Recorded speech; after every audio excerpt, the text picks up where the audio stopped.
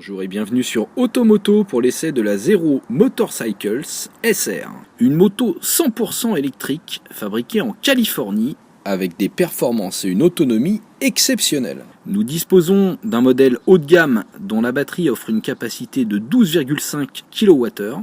Cette batterie alimente un moteur électrique de 67 chevaux pour un couple faramineux de 144 Nm.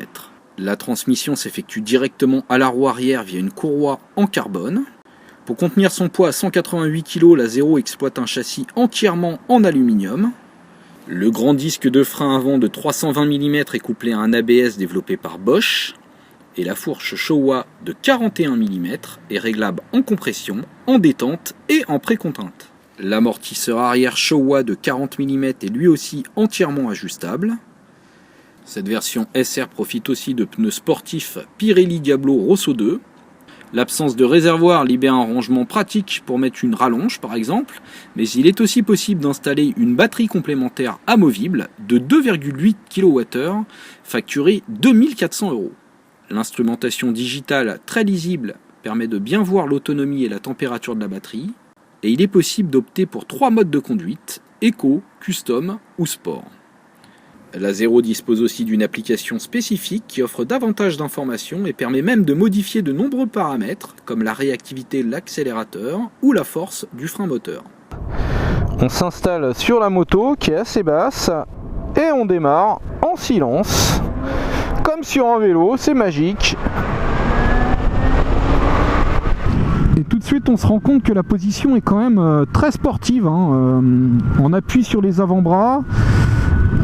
On est très en avant sur le réservoir, donc c'est pas très confortable et la direction est lourde. Et là quand on prend un petit rond-point à basse vitesse, on se rend compte que ça braque pas terrible. Pour une machine urbaine, c'est quand même surprenant.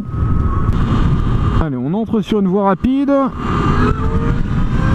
et banzai en mode sport. Et ben on est tout de suite à 130 et on atteint très facilement les 160 km/h.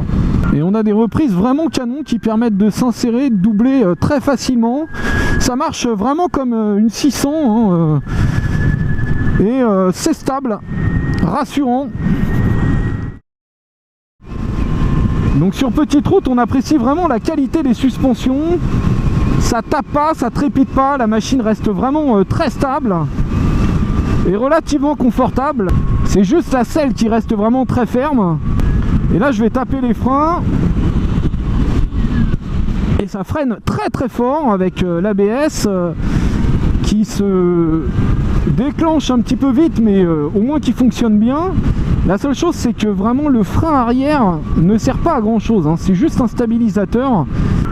Donc pour conclure, on peut dire que cette Zero Motorcycle a bien progressé par rapport aux premières générations. Elle a un châssis digne de ce nom, qui n'a rien à envier à celle de sa concurrente, la Bramo. Elle va sur route, elle fait facilement plus de 120 km. Au niveau de la recharge, c'est pas très rapide, il faut compter 8 heures. Mais l'avantage, c'est qu'elle se branche sur n'importe quelle prise standard. Par contre, c'est le prix d'une sportive haut de gamme aujourd'hui.